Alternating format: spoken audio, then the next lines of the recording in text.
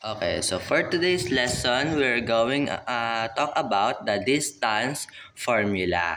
So ito pong distance formula, we are going to find the distance between 2 points in a coordinate plane. So ito po yung formula niyan.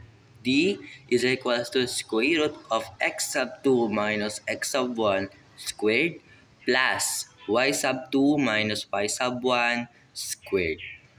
Okay, so let us have an example. Okay, so first example, we have the determine the distance between A 1, 6 and B 5, negative 2. So meaning that we have 2 points and that is A and B. And we're going to find the distance, kung ilan ba yung layo nila.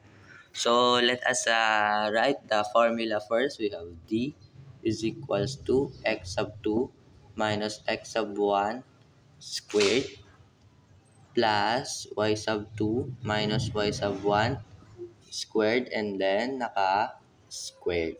Okay po. So ano ba yung value ng x sub 2, x sub 1, y sub 2, y sub 1? So titingin po kayo dito sa dalawang binigay na points or coordinate plane. So we have, ang nauna dito is 1, 6. So ito po yung ating x sub 1, ito yung ating y sub 1. Okay po. And dito naman sa pangalawang binigay na points, ito naman yung x sub 2, y sub 2. Yan po. Okay, substitute. We have D is equals to x sub 2 natin is 5 minus x sub 1 natin is 1 squared plus y sub 2 is negative 2 minus y sub 1 is 6 squared. So, mamaya na natin lagay yung square root kasi tatagal pa eh. So, simplify muna natin bago lagyan ng square root. So, 5 minus 1 is 4 squared plus negative 2 and negative 6. So, add and keep the sign. That is, it will become negative 8 squared. And then simplify. 4 squared is 16 plus negative 8 squared, that it will become positive 64.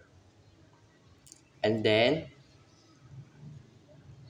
16 plus 64, that is 80. So meron tayong square root dyan. So since meron pang factor yung 80 na yung isa is perfect square and that is 16 times 5. So we can rewrite that as 16 times 5. And the square root of 16 is 4 and copy the square root of 5. So that is the final answer. So the distance between these 2 points is 4 square root of 5. Next example. Okay, so for the last example, we have find the distance between M 2, negative 3 and N 10, negative 3. So, alam niyo na po yung pagkuha ng value ng x sub 1, y sub 1, x sub 2, y sub 2. So, kung ano po yung nauna, yun po yung 1. So, ito po yung ating x sub 1, y sub 1. Ito yung ating x sub 2, y sub 2. Okay po. Maliwanag po. So, now, let us represent the formula for the distance.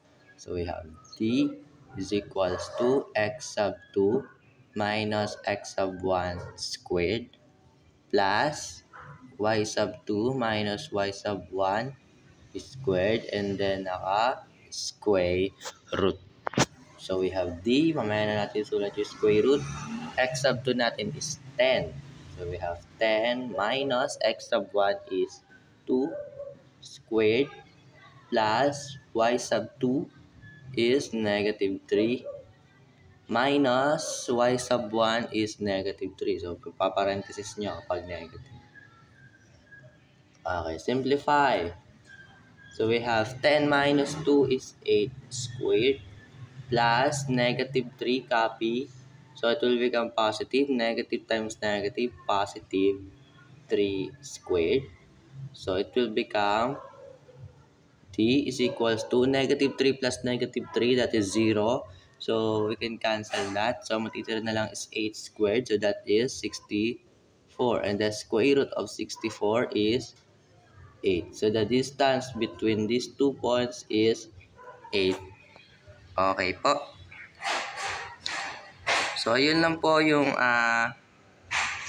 ating lesson for today, the distance formula. Kukunin nyo lang yung value ng x sub 2, x sub 1, x sub 2, y sub 1, y sub 2, and then substitute sa ating formula. Ito po yung formula nun na, tandaan nyo. So, next topic, we're going to discuss the midpoint formula.